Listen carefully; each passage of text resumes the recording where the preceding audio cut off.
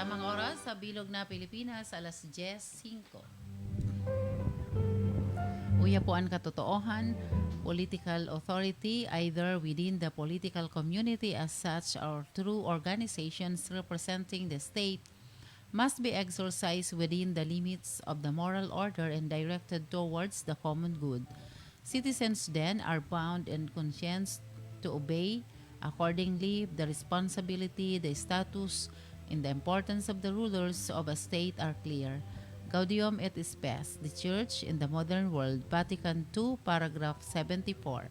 Yan po ang katotoohan.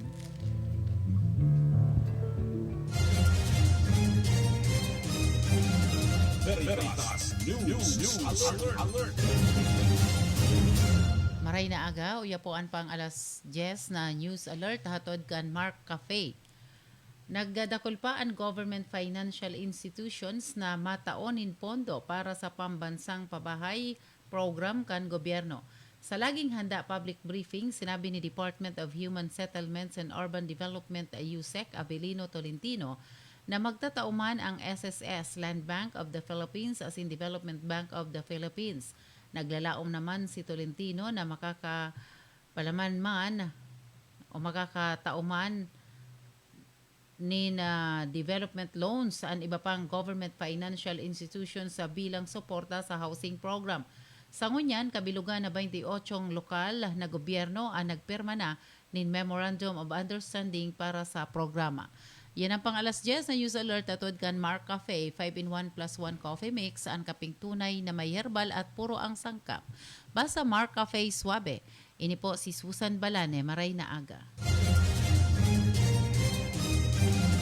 Veritas News Alert. Uya na ang programang Pang-edukasyon at Pangkabuhayan. Hatod sa Indo, kan Bicol University. Uya na ang sa Indong host, Professor Edgar Parameda.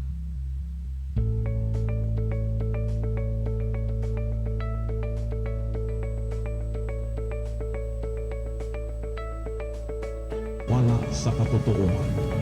Uya na ang programang Pang-edukasyon at Pangkabuhayan. Hatod sa Indo, kan Bicol University. Uya na ang sa Indong host, Professor Edgar Parameda.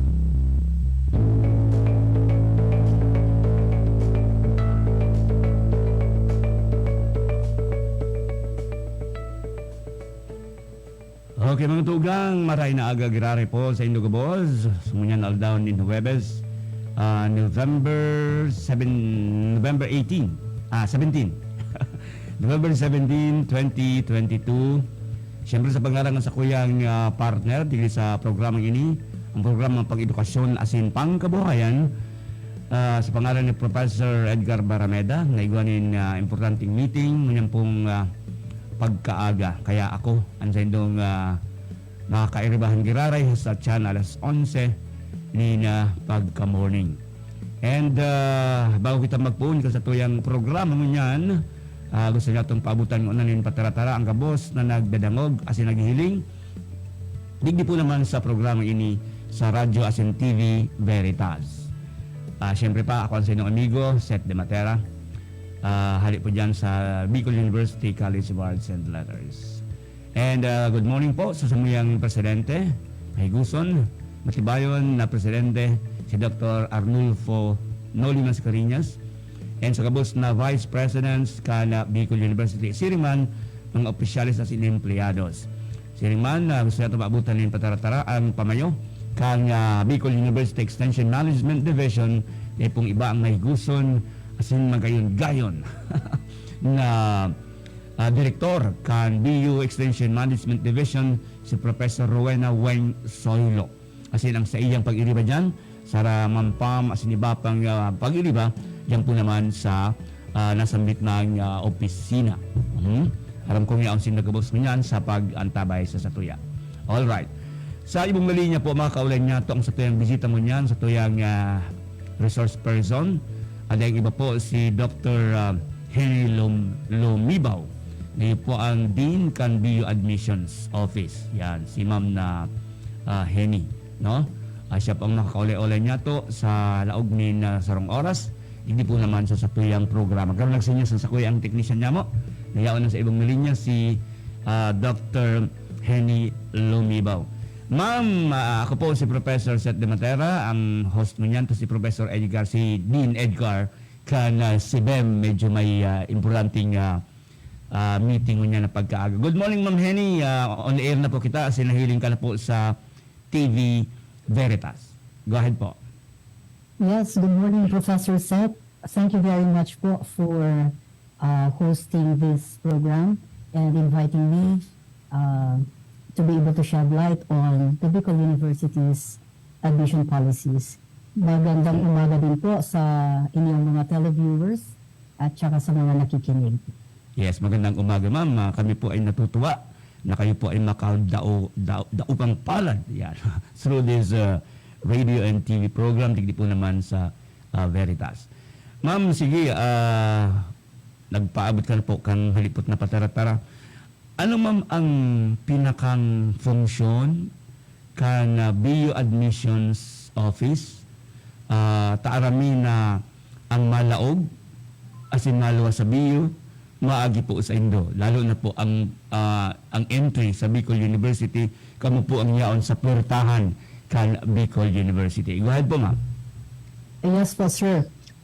Actually, ang Bicol University Admissions Office is taking charge of all students who wish to enroll in the Bicol University from basic education until postgraduate. Okay. By basic education po, Sir Seth, I mean from kindergarten and then grade 7, grade 12, and junior high school, senior high school, and then college.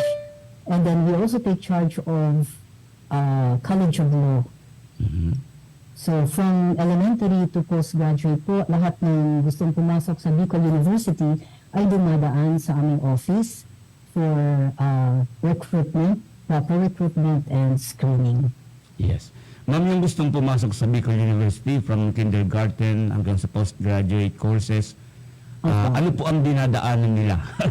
Ano po ang kanilang kailangang i-comply, umasatisfy para po sila, ma'am, maging bahagi ng Bicol University bilang mga estudyante? Yes. Professor Seth, medyo marami-rami po, no? Ang mga dapat pagdaanan ng mga estudyante na gustong pumasok sa Bicol University kasi alam naman po natin na very competitive and highly stringent ang ating selection process.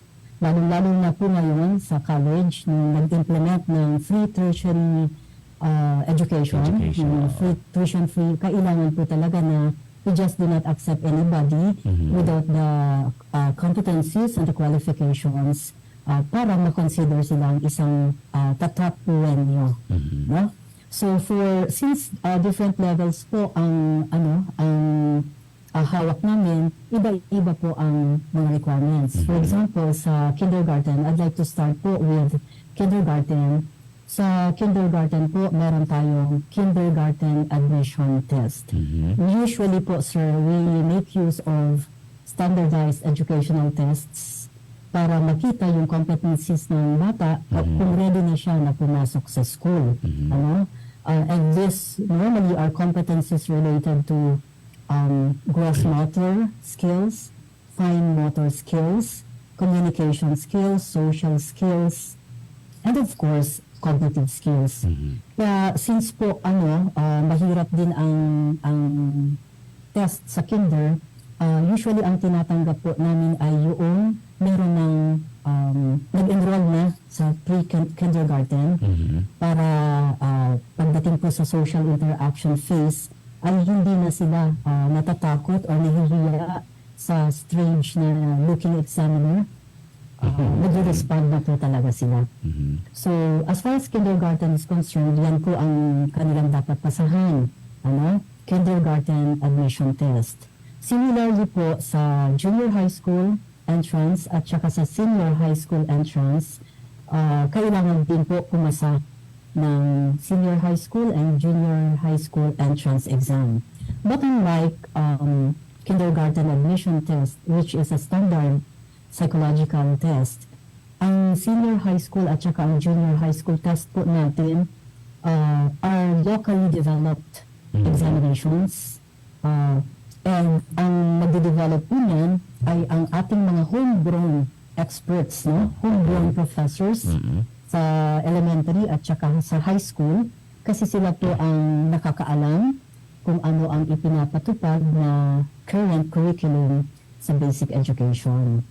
So, kinukuha po namin sila, no? The services of these faculty experts, homegrown faculty experts, are engaged by the Office of Admissions, of course with the approval of the Vice President for Academic Affairs and the University President.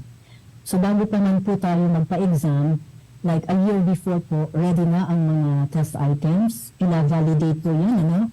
Hindi po sila, Professor Seth, mga ordinary test items lang, classroom-made test items na pagkatapos mong gawin, diretsong administer. It's not like that po, no? May proseso, may statistical, may validation na tinatawag kung saan i-administer muna namin yung mga test items na ginawa sa ibang eskwelahan, sa ibang mga estudyante. Then we do item analysis and all other statistical procedures required para maging valid and reliable measure ng competencies ng estudyante na papasok sa junior and senior high school. So yan po ang requirements for junior and high school, junior and senior high school. Pagdating naman po sa college entrance test or the BUSET, maaalala niyo po, Sir Seth, no? Professor Seth, when we had the pandemic, Yes, ma'am. much as we wanted to administer the BUSET, no? Opo. College entrance test for all those who are wanting to get into Bicol University, but health protocols, no? The IATF rules and regulations, including those emanating from national government, prevented us, no? Prevented, in fact, not just Bicol University, but all other admission offices in the country to administer large-scale testing nationwide. Hindi naman lang po tayo, no, yung adopt ng interim policy para makapag-screen tayo ng mga incoming freshmen. But since now, yung mga, hindi na tayo nasa alert level 3, hindi na tayo nasa alert level 4, so we have already, administration has made a decision and approval for us to revert back to the old practice of giving to Bicol University college entrance test. Yes. Now, ang BUSET po, Professor Seth, katulad ng sa senior high school at saka sa junior high school, bako din po siya, no? Bako din po siya madali na i-develop ni test because like similar to what we do sa senior high school at saka po sa junior high school, dine-develop din po ang BUSET. It's in fact one of the best practices. It's recognized as one of the best practices of the Office of Admissions to develop our own locally designed Yes. Opo. entrance test. At ang mga item writers din po, Sir Satyaan, Opo. ay mga experts natin, no? Faculty experts natin in the different disciplines like mathematics, science, language proficiency, and reading comprehension. Kasi those are the coverage areas of the BUSET. Yes. No? So, prior to, halimbawa, this school year, kung magbubuset na yun, a year before pa po, or 2 years before, meron na kaming project validation na sinasabi. Okay. Development and, development of the Bicol University College Entrance Test, where these faculty experts will be invited to a conference, and then they will be given their tasks on what test items to develop, following po the principles of educational test construction. So, at this point, I'd like to clarify po, Sir Seth, na dito na yung opportunity to explain to the public. Yes, ma'am. Hindi po ito ordinaryong test. Hindi po ito test na ginawa namin ngayon, bukas ibibigay na. No? Merong statistical procedure, merong validation procedure, merong pilot testing. No? When all the test items have been done by the faculty experts, they will be grouped into several sets no? Set A, set B, set C. Then i-administer yan actually before region-wide. Ngayon nationwide na po. Wow. No? Yeah, meron na po tayong schools na nakakonect tayo sa Visayas and Mindanao. Now, okay. And then ngayon, meron din dito sa ating region to ensure na ang validity and reliability niya ay kumbaga statistically sound. Yes. So, ang ginamit ngayon, for example, na year, dinevelop siya last 2 years pa. No? So, yan po ang system sa BUSET. Ngayon, ang mga pwedeng mag-take ng BUSET are those who are graduates of public and private high schools, senior high schools, or those who are graduates of yung PEPT at saka yung alternative learning systems. Yung ALS, ma'am, ano? Yes po, Sir Seth, ALS. And then, may mga cases po baga na may mga graduates sa senior high school or sa PEPT or sa ALS na hindi kaagad-agad nakakapasok ng first year for many justifiable reasons. Yes. Pwede naman po sila, Professor Seth, na mag-apply po ng BUSET provided that there is no evidence of enrollment in college. College, okay. In any college. So, dapat fresh pa sila from high school. So, yun po ang practically that's what we do as far as BUSET is concerned. For postgraduate naman po, Sir Seth, ang College of Law, no? Ang College of Law ay dumadaan sa amin and we make use of a standardized law aptitude exam. Okay. No? So that we are sure that those who we admit, no, at the College of Law would really be at par with what we expect from College of Law students.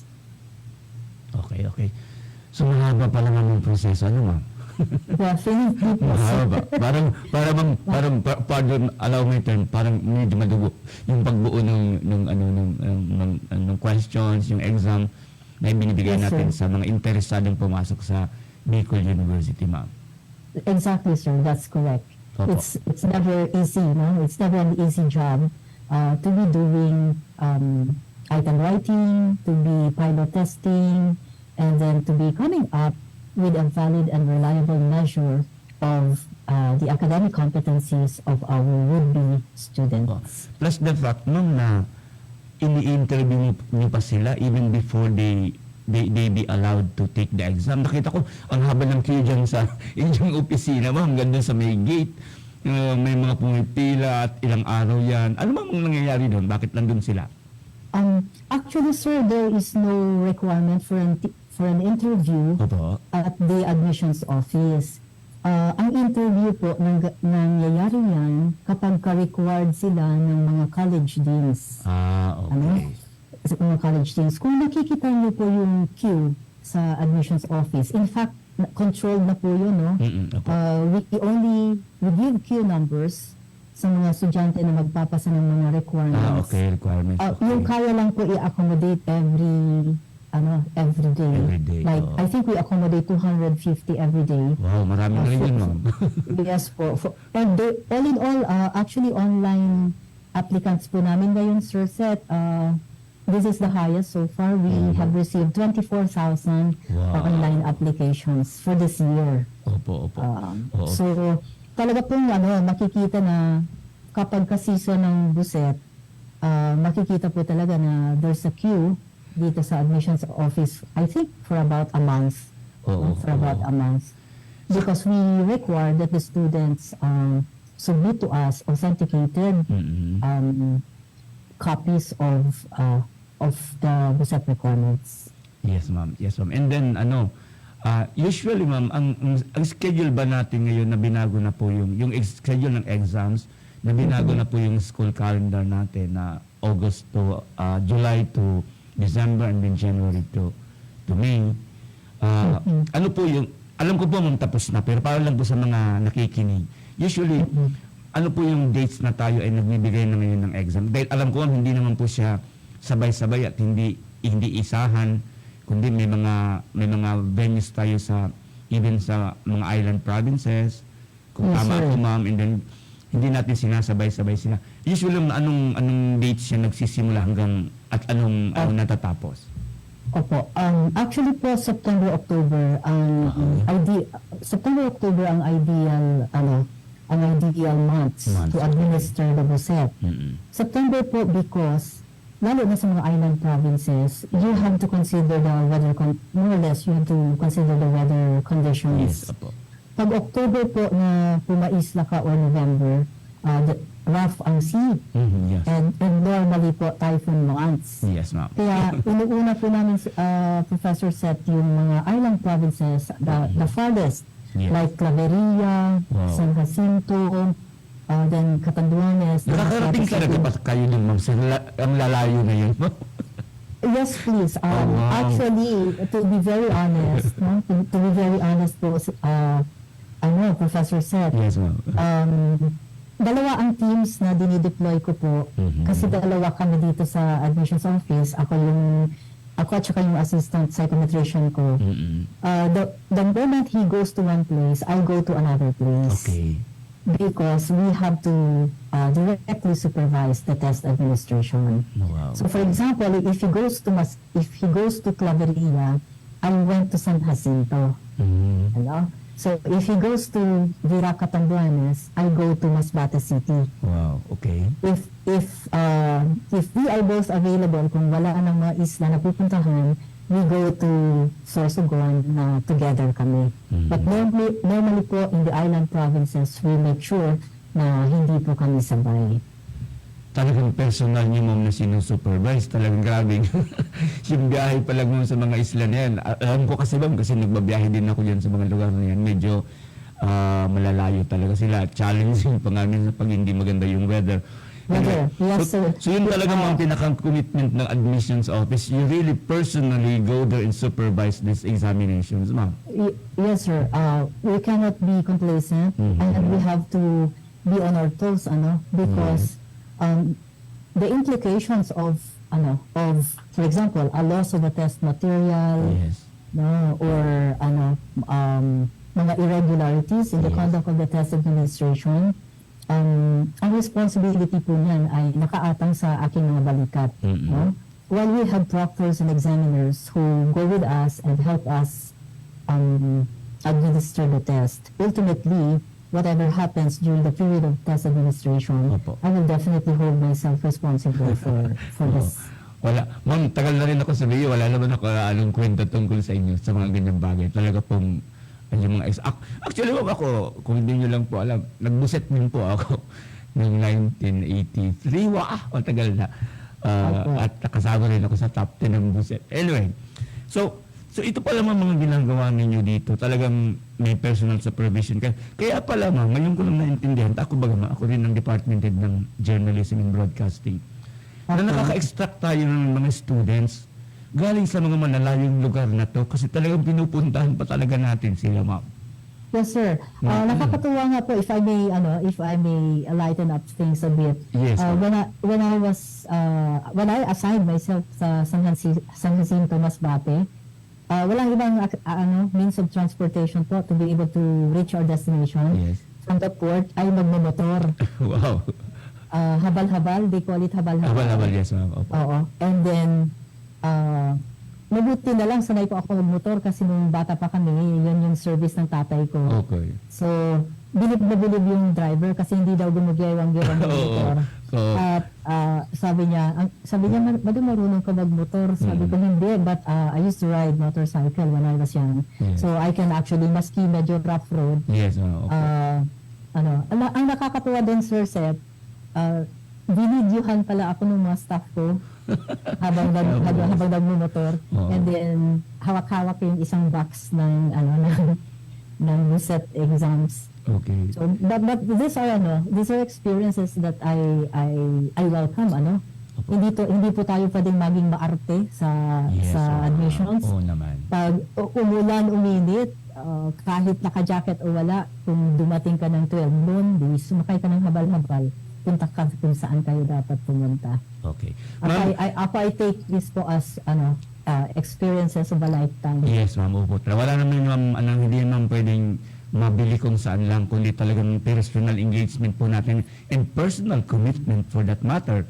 Alam naman natin na hindi madaling mga trabaho ito, pero nandito pa rin tayo. Ini-enjoy lang natin ating trabaho. Mamamayang pagbalik natin, kasi papalusot natin ng ilang commercials dito sa station. May mga may mga ilang katanungan ako sa iyo. Halimbawa, punta tayo madali sa, kung hindi ka nagsimula sa Bicol University, galing ka sa isang private school, ano yung mga proseso para makapasok ka? Mamaya yan, pagbalik natin. Diyan lang po kayo.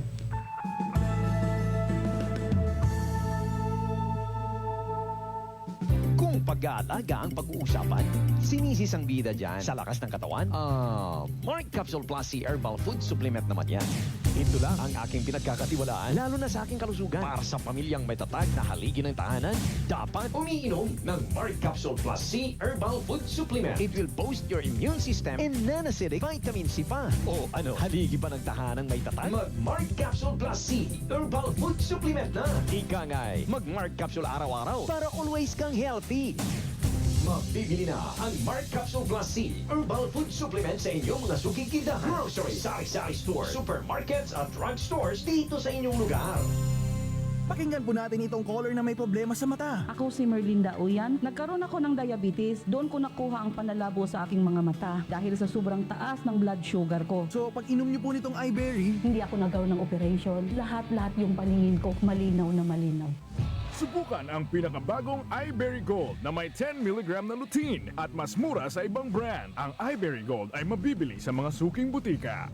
Mga kababayan, ang Office of Civil Defense 5 ay nagpapaalala sa mga sumusunod ngayong buwan. Laging ihanda ang pamilya para sa anumang sakuna na pwedeng biglang mangyari. Laging makinig sa radyo at manood ng telebisyon para sa mga abiso at babala mula sa RDRRMC Bicol, FIVOX, Pag-asa, MGB at ibang ahensya ng gobyerno. Ihanda ang go bag o ibalde ng inyong pamilya upang mapabilis ang paglikas kapag may unos o sakuna. Huwag kalimutan ang inyong first aid kit, flashlight, baterya, radyo, kandila, pito, posporo, at iba pang importanteng kagamitan gaya ng tubig, pagkain, at damit na tatagal ng 3 hanggang 5 araw sakaling mag-evacuate. Tandaan ang emergency numbers ng mga otoridad, barangay DRRM committee at pamahalaang lokal at makilahok sa mga pagsasanay, drills, at iba pang klase ng mga kasanayan patungkol sa disaster preparedness at response ng OCD Regional Office 5, Provincial DRRM offices at local DRRM offices. Ang Office of Civil Defense 5 ay bukas 24/7 at handang magbigay ng serbisyong anumang oras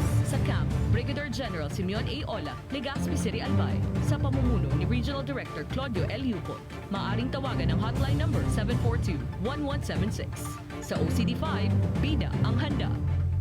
Kong Joey. Ikan albay sa iyang inaksyonan, mga programang magagayon talaga sa kauswagan, gabos niya gigibon para sa sato. May Bicol International Airport, magayon na sindikalidad, MSEQ roads, mga infrastruktura, livelihood training, katabang pa ang TESDA, ayuda, asistensya, yaon ng tupad. May modernisasyon sa mga universidad, sa BU, salamat libreng tuition fee dahil sa tabang ni Kong Joe. Dito sa Legazpi United Electronics, Paskong Pasko na! At ngayong Pasko, meron kaming handog pamasko sa inyong lahat! Merry Christmas! Isang buong Pasko dito sa Legazpi United Electronics. From December 1 to 31, 2022, we are giving away 15 to 50% discount sa lahat ng inyong electronic needs. Sa Legazpi United Electronics mo lang mahanap ang mga bagong electric fans, TVs, amplifiers, stereo mixers, AVRs, mobile sounds and lights, solar items, speakers, inverters, equalizers, video 5 at marami pang iba. Legazpi United Electronics, located at 191 Magallanes Street, Legazpi City. For more inquiries, please call or text 0956-635-6163 or 0993-865-1207.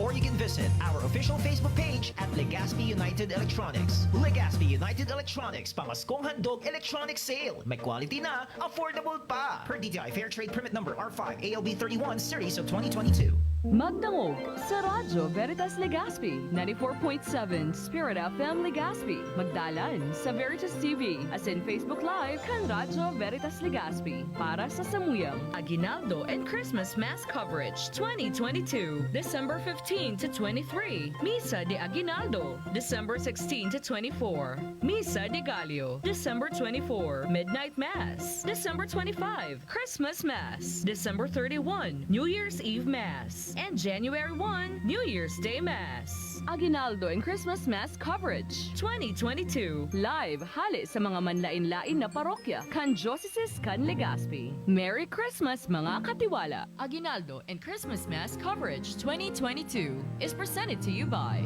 Via Maria Press, Vita Catholica Bookstore, Verbum Creatives, Attorney Alex Nepomuceno, Dean, BUCSSP, and Family, Miss Elsa Mead, Mr. Abner Brigino and family. Also brought to you in part by Engineer Sheila Marie L. Umali and family of Batangas. Flowers and Swirls by Mr. Pido Boras. Lucky April 28 Laundry Shop. Bersabe Events Management. Owned and managed by Miss Lay Bersabe. Engineer Tito and Mrs. Gemma Ante and family. Mama's Fresh Cut Potatoes. Located at Rizal Street, Legazpi City. Mr. Marion Go of Westwood Auto Supply. Distributor of Motul Oils and AMS Oil. JNR LPG Center. Barry and LV Nasayaw and family of Kamalik. Mr. Richard and Mrs. Nadine Opeña and family. Henrietta Lumandas Real and family of Owasalbay. Attorney Mary Eileen El Zamora. Verdana Travel Corporation. JBB Accounting and Management Services. Ikani Surf and Zephyr Cafe. Pagudpod, Ilocos Norte. Rome International. Lishery Events. Owned and managed by Agnes De La Rosa. Ninong's Bibingka, located at Purok 3, Cruzada, Legazpi City. Inspired by Ilocanos with a twist of Bicolanos. Councilor June Nunez and Mrs. Joanne Nunez and family of Daraga. Yangmat Lechon and Eatery and Yangmat Unli Wings and Tea. Legazpi Premium Development Corporation. Dreamland Farm, Chase Mega Corporation, Event Solutions by Greenleaf, owned and managed by Ma'am Juvie Villanueva, Ms. Myra Montaliana, Councilor Bobby Magalona of Daraga Albay.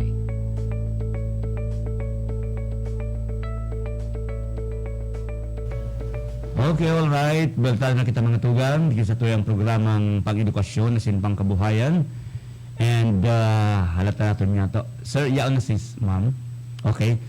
Ma'am Dr. Henny, baltal na po kita sa radyo as in sa television. Ipapadagos niya to ang pagkipag-olay-olay kay Ma'am Henny. Ma'am, on air na po girara kita, no? Medyo, pinagsuta lang sa mga commercials.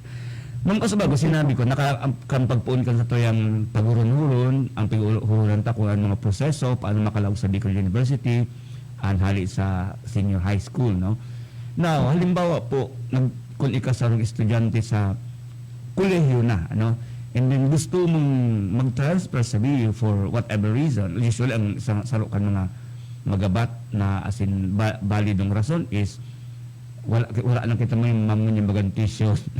Wala na as in zero tuition fees na kita because of the Unifast. So ano ma'am ang ano po ang proseso kung paano maglaog sa BU bilang transfer? Okay po. Thank you, Professor Seth, for that. Ang transfer at saka ang shifting, no? Okay. Parte pa po ng aming work, ng aming function, ano? Pero iba po ang requirements. Unlike when you are to get into the Bicol University as a freshman, yes, the BUSET is essentially the BUSET is the requirement. Pero pag transfer student na po, meaning nag-aral na ng maybe 1 year or 2 sa college, iba na po ang policy that would apply for their case. So ang policy po in transfer sa Bicol University, may 3 conditions, no? Okay. 3 necessary conditions para makapasok sila. Una po is, at the level of the college, kailangan po may available slot. Okay. In the course they wish to apply for. So for example, they want to transfer to the College of Engineering. So depende po kung may available slot ang College of Engineering. Okay. But that is not the sole requirement.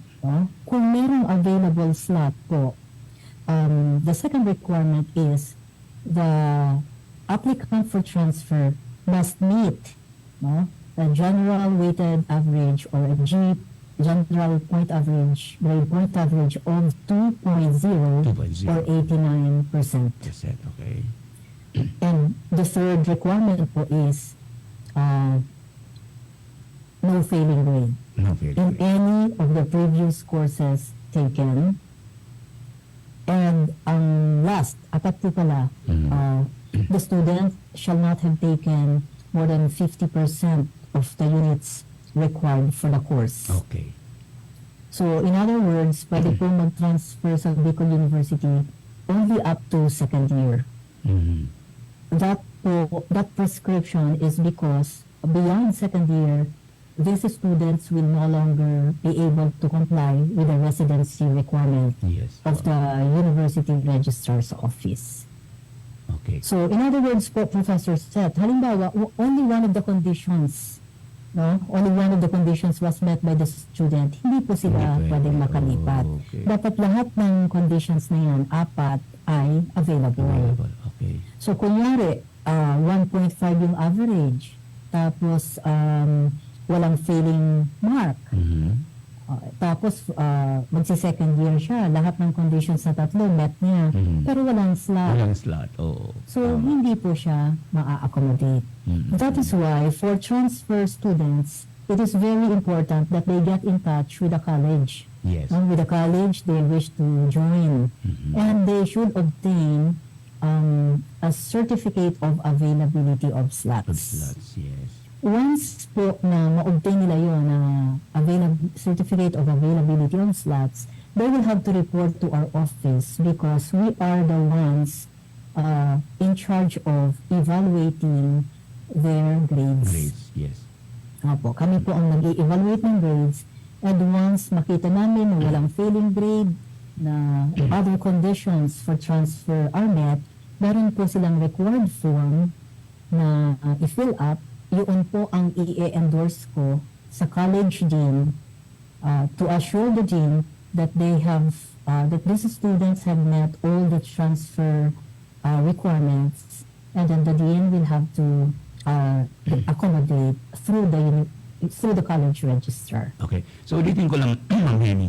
Unang kailangan may slot doon sa lilipatan nilang course, i-enroll nilang course. Pangalawa, kailangan yung kanilang general weighted average point ay hindi bababa pa sa 2.0 or 89 equivalent niyan.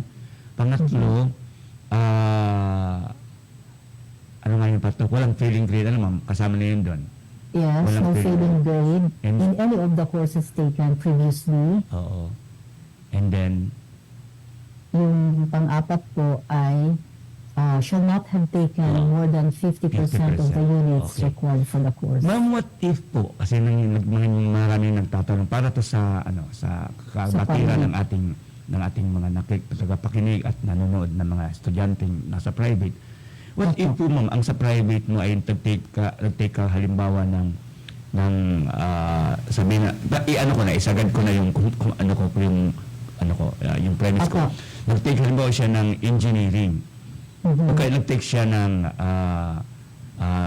social work. And gusto lumipat sa atin, ma'am, sa, say, education.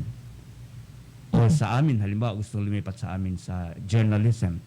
Pwede po ba yung ganun? Kahit medyo malayo yung hindi magkadugtong yung na-take niyang course doon sa labas ng BU at sa loob ng BU, yung gusto niyang kunin. Paano pong sistema? Opo.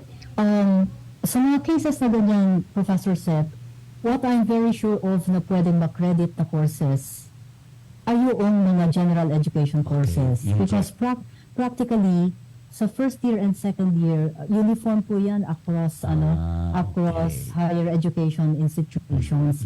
Nagmamatter lang, nag-iiba lang doon sa major. Halimbawa, engineering, social work, lahat yon hindi yon makikredit. Especially if that person is getting into a course that is very far from the previous one taken. Yes. Pero pwede po yan. Pwede po yan na tawag doon? Pwede po sila. Kasi ma'am Henny, kunti pa lang naman yung subject na yon. Kunyari, isa o dalawang major pa lang. Yes. Ang pwedeng hindi makredit. Okay. Pwede po yan. Except na ang crediting of courses like the determination As to which one of the courses previously taken ay makikredit or hindi, hindi po yon sa amin. Ang crediting of courses po ay ini-evaluate po yan at the University Registrar's Office Okay, okay. or at the College Registrar's Office mismo. So para mabigyan naman ng guide yung estudyante as to alin pa ang mga courses na ititake mo, alin ang mga invalidated kasi completely hindi relevant doon sa bago mong course. Siyempre, Ma'am Henny, hindi naman tayo namimili kung saan galing eskwelahan siya, Ma'am, for as long as na-comply niya o na-satisfy niya yung requirements natin for transfer. Definitely, Yes, Professor said. opo. We are not in a position to determine as to sino at saka saan nanggaling ang mga Yes. estudyante. Opo, Ma'am. I-include ko lang ito, Ma'am, kasi very recently, parang may sa amin, sa end ko sa college namin, may Opo. natanggap akong siguro mga 4 yun, Ma'am, galing sa private. And nakalusot po sa inyo, Ma'am, talagang in-evaluate nyo. And nakapasok sila, medyo masaya sila, Ma'am. Biglang, BU na kami, hindi na kami mag-tuition. Taka, alam mo naman yung pangalan ng BU. Yes. Medyo inaano nila. So, yun, sa mga nanonood, nakikinig po sa amin ngayon, yun po ang proseso na sinasabi ni Ma'am Henny kung gusto nyong lumipat sa amin. Pero yun na nga, kailangan masatisfy nyo yung 4 na yun na requirements. Kaya pala, Ma'am, hindi tayo tumatanggap ng nasa 3rd year na dahil dun sa 50%. Plus masasayang din, Ma'am, yung maraming subjects nila pag hindi magkaduktong yung kurso na kukunin nila. Ma'am? Opo. Precisely, sir, the reason for that, yun nga po yung residency requirement. Yes, oo. Hindi na nila mamimit yung required number of years that they should be with us in Bicol University. Opo, Ma'am, opo. Okay. Ma'am, so ngayon, alam niyo, Ma'am, ngayon ko lang na talaga yung ano nyo, na-appreciate namin lalo yung efforts ninyo. Kasi gusto ko, Ma'am, tinatanong din nila ito sa amin. Paano ba natin, Ma'am, ina-appropriate yung slots na kukunin natin sa freshmen sa mga probinsya? Mayroon bang consideration per province or paano po yan? Halimbawa, Actually po, sige, Ma'am, go ahead. yes, Professor said, actually there is no such thing as appropriating Okay. slots for the different provinces or Yes. for the different provinces in the region. Mhm. The determination of as to who will get into the Bicol University is really contingent on passing the university cut-off score, Okay. which is usually reckoned against the average mean performance of the test takers in that particular batch. Mhm. And then the college quota. Okay. Kasi bawat course po, Professor said, merong specific quota Yes, requirements. opo, meron po. And as this quota, the determination of quota per course program in any of the different colleges in Bicol University, isinasaalang-alang po dyan maraming factors, no? Halimbawa, faculty complement. Mhm. We cannot admit too many students if there are no faculty members who will be able to handle the subjects Okay. in their curriculum. Pangalawa po, consideration din dyan yung availability of facilities, Okay. classrooms, for example. Much as we would like, for example, to increase the quota for a particular course, but if we do not have the necessary facilities to accommodate a big number of students, then we have to limit to what we can accommodate. Mhm. Sabi nga I remember in one meeting before, I recall what the president said, we cannot take in more than we can chew. Yes, Ma'am, tama. So, kung ano lang ang kaya ng existing facilities natin, yun din ang dapat na i-take in natin. Opo. Sabi ni Ma'am sa journalism, may kasabihan din kami dyan, Ma'am, bite only what you can chew. Pag Yes, hindi, yes po. May impact sa tayo nun. Anyway, Ma'am, may mga ganitong tanong din po, Ma'am, ako as department. Minsan may Opo. pupunta sa amin, nagtatanong, ipipresent yung buset. Well, ako medyo meticulous ako tumingin sa buset. Nakita ko, sabi ko last year pa to. Ba't ngayon ka mag-enroll nito? Hindi kayo kasama sa quota ngayon. So pag ganun, Ma'am, ang kaso, anong dapat gagawin nila? Halimbawa po baga, Ma'am, for whatever reasons, mga valid reasons, nagbuset sila ngayon, dapat i-enroll sila next school year, and then hindi naka-enroll, Paano na mangyayari doon sa ano nila, sa buset nila, ma'am? Wala na ba yun? Or may remedyo ba tayo dyan? Okay. That's a very legitimate question, Yes, Professor Seth.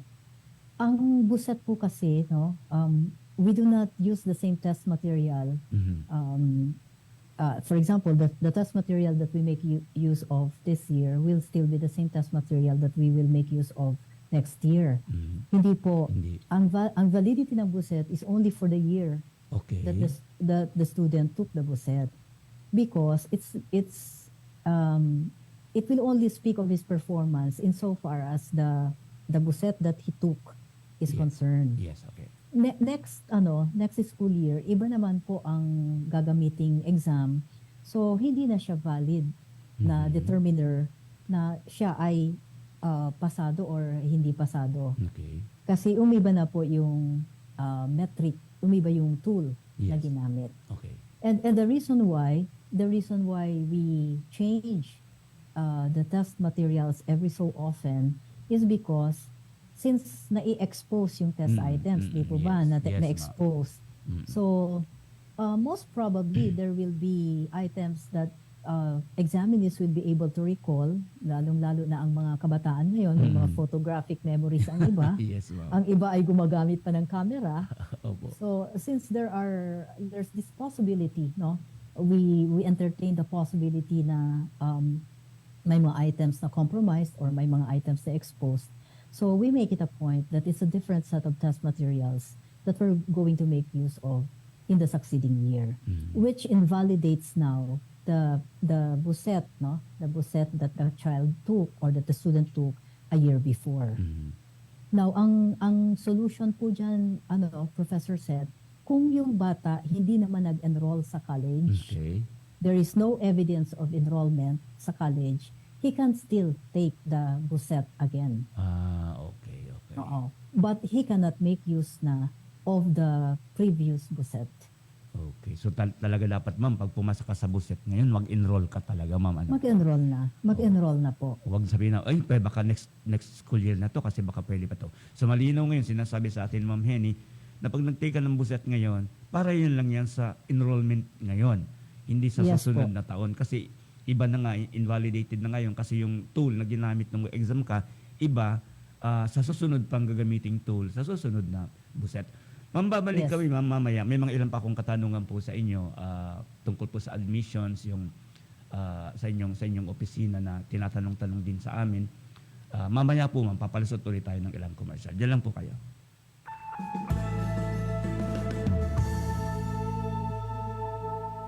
Magandang araw po! Sir, nakainom na kayo nitong iBerry. Pangalan po natin? Ako si Ronaldo Budisto, 59 years old. Sa umaga at sa gabi. Sa umaga at sa gabi, tapos ng kain. Pwede niyo po bang maibahagi itong paggamit yun ng iBerry? Dati ako cook, then diabetic ko. Tapos hindi na ako malabo ng mata ko. Din ako lagi na watery ng mata ko. So dahil pala sa diabetes. Narinig ko yung Iberry, try ko. Ilang bulan, medyo may ano ng mata ko, kikita na ko. Yun, tuloy-tuloy na ako ng Iberry. Salamat sa Iberry. Kayo din, may limas mata, kaya nyo ang Iberry. The best. Subukan ang pinakabagong iBerry Gold na may 10 mg na lutein at mas mura sa ibang brand. Ang iBerry Gold ay mabibili sa mga suking butika. Nurture your Catholic life. Visit Vita Católica Bookstore for your books and souvenirs, religious items, and liturgical supplies needs. Visit Vita Católica Bookstore. Vita Católica Bookstore with a selection of different inspirational books, Bibles, children's books, novenas, vestments, catechetical books, mass cards, neo books, shirts, rosaries, pins and medals, images of saints, and others. Vita Católica Bookstore is located at the ground floor, El Palacio Building, Albay District, Legazpi City. For inquiries, message them on Facebook. Vita Católica Bookstore, an outlet of the Diocesan Multimedia Services Incorporated, Diocese of Legazpi. Your destiny at the heart of Legazpi, El Palacio, the first enterprise development product of the Diocese of Legazpi, El Palacio, a unique place to spend and create memories with your families, friends, and loved ones. Homey accommodations with cable TV and Wi-Fi. Comfortable rooms with hot and cold shower with function halls. Perfect for wedding receptions, birthday parties, trainings, seminars, conventions, and meetings. El Palacio is conveniently located beside St. Gregory the Great Cathedral Parish, Albay District, Legazpi City. Come and visit us. When you experience El Palacio, you are extending help for the welfare of the clergy of the Diocese of Legazpi. For inquiries, contact 0936-921-1225 or message us through Facebook. El Palacio, your palace experience. Okay mga tugang bultado po kita sa tuyang programa. Medyo paharalin na kita sa pagtatapos. Yaw niya sa ibang linya si Ma'am Henny Giraray. Haputon nga to si Ma'am. Kung Ma'am Henny, gusto mo pong ihapot sa imo, ano? Tagaro, dita naman ining tip o guide sa maral o sa bio ng mga freshmen. Ma'am, ini ba ma'am pagpipili ng track sa senior high school has something to do or igwaning bearing, yeah, tama. Thank you, ma'am. Sa indang sa paglaog ninda sa bio or kung anong course ang sa indang dapat napilion. Ano ma'am ang ano mo digdi? Ang insight mo digdi? Actually, Professor said before, I think during my first term sa admissions office, yes po. Yung senior high school track, may bearing po siya. No? Okay. May bearing po siya sa pagdetermine ng course choice sa college. Mm-hmm. Kaya lang po ngayon na bumalik ako sa admissions office, pagdating ko, ano na po yun, there's already I think a DepEd order or a CHED memorandum order which stipulates that the senior high school track preferred by the student will no longer have bearing on the course that they will be choosing sa college. Mm-hmm. I think the rationale behind this is medyo ano pa kasi pagka high school pa, medyo nag-iiba-iba pa ang kanilang mga course choices. Yes, okay. No?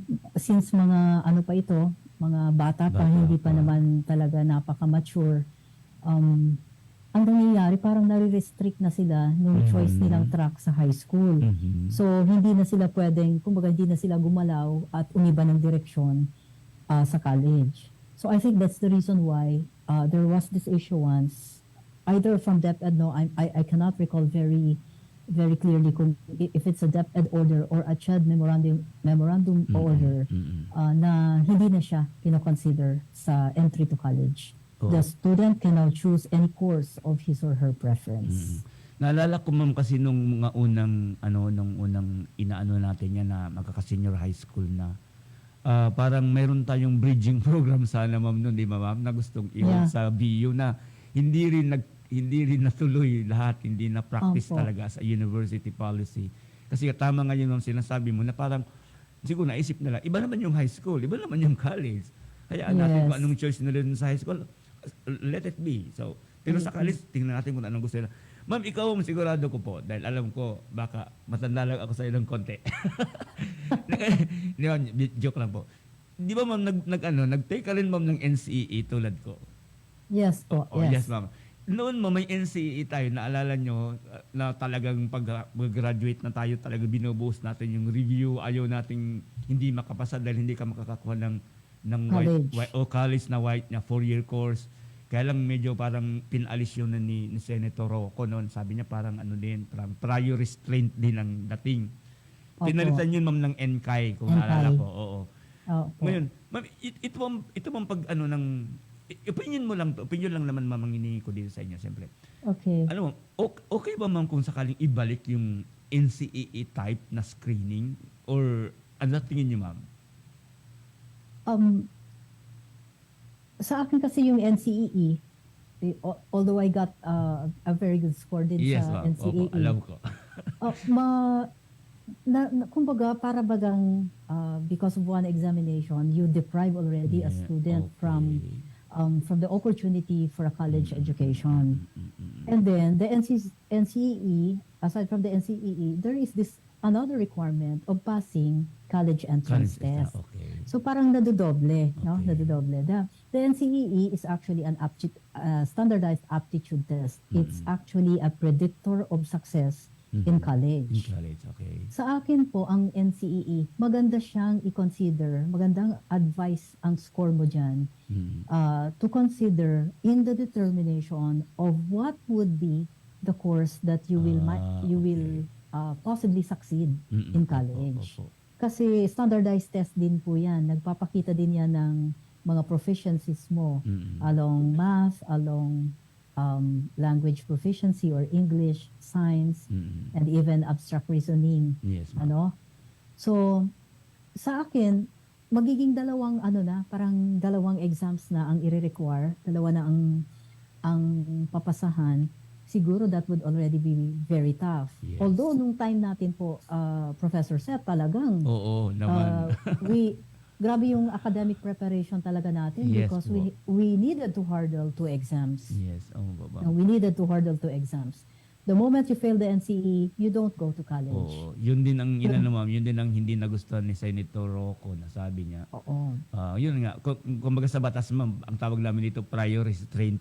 Hindi ka pa gumagawa, pinipigil ka. Parang yun din ang nangyari dun sa track na sa senior high na dapat kasi itong kinuha mong track sa senior high, ganito ka dapat sa college.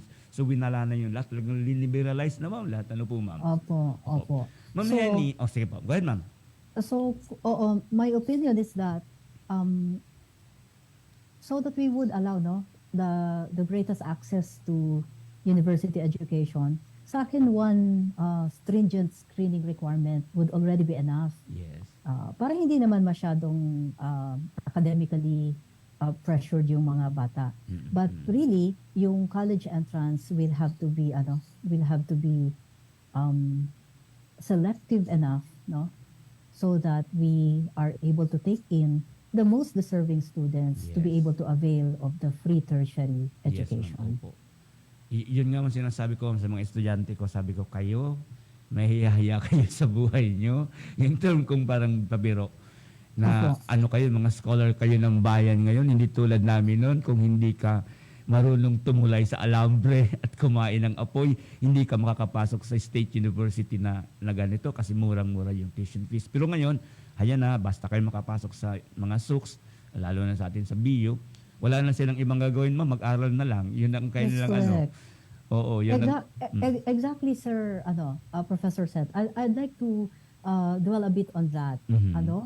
Nung tayo mga estudyante, nung kapanahunan natin, talagang ang parents hirap na i-produce yung tuition fee, Yes, i-produce yung baon natin sa araw-araw at saka yung expenses for transpo. Kaya tayo talaga ay sobrang pagpapahalaga ang binibigyan ng sa pag-study so that we eventually are able to graduate from a decent and reputable institution like BU. So sa akin naman ngayon given the opportunity to talk to the public. Yes, ma'am. Sa akin ang pakiusap ko sa mga estudyante ngayon, don't waste. No? Yes. Don't waste government resources, don't waste government money, don't waste the opportunity given to them to be able to obtain a college degree Yes. without spending that much because it is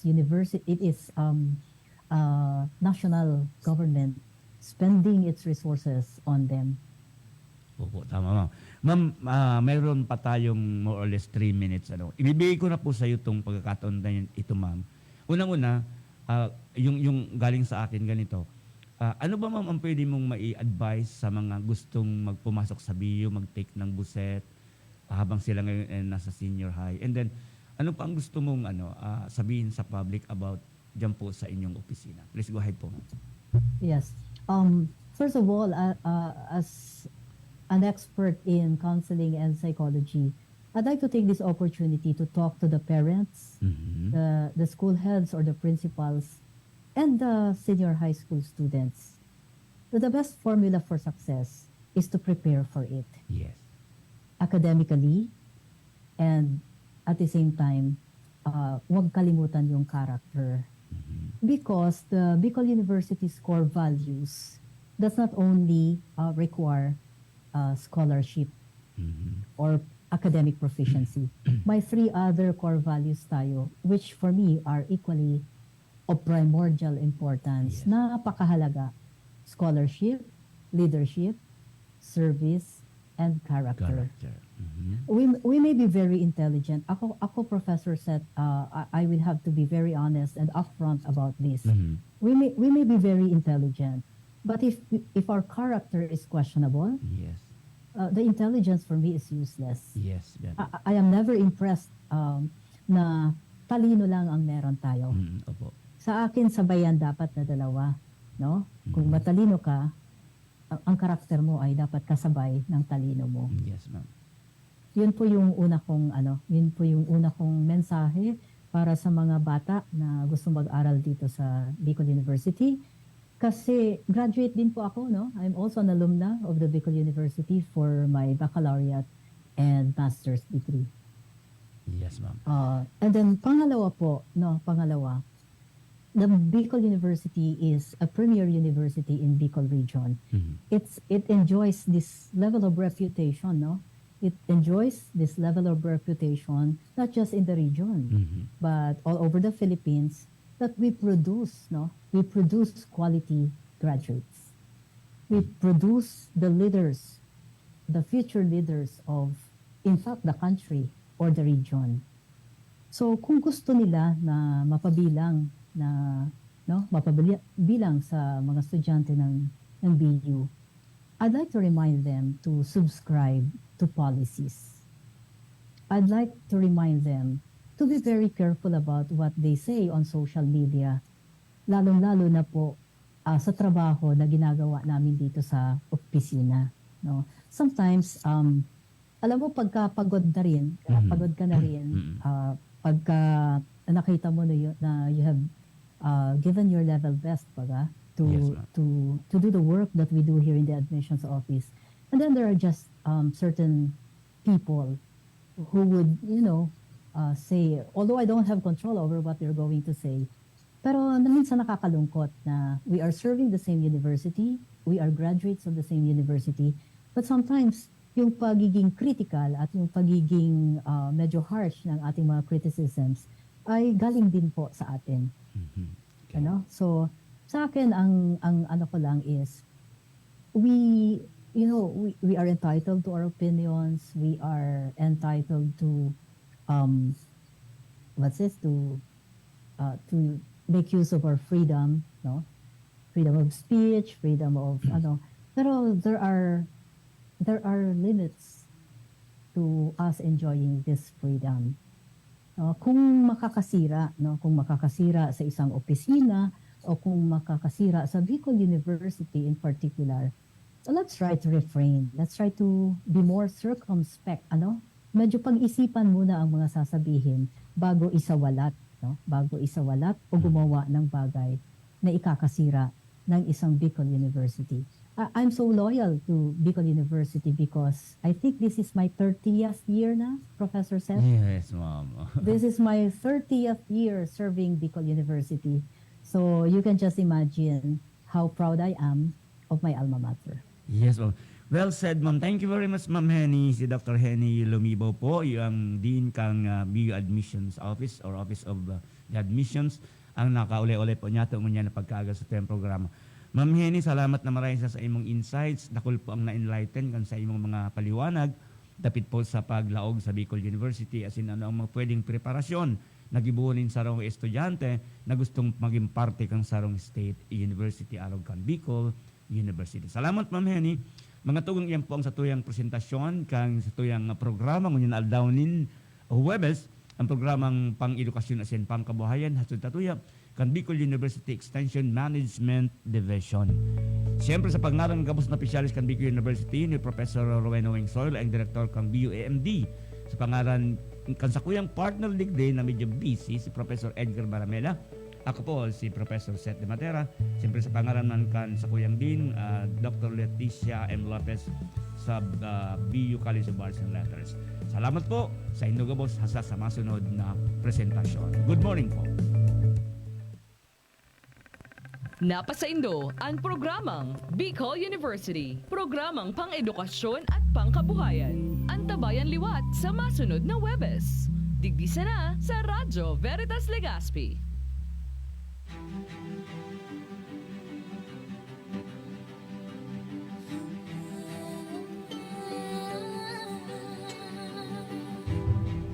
Nagsirang ng bagong aga, nagkaantabay na anbanya. Si radyong sa tong katiwala, sa katotohan, sa balita, sa pagtabang sa kat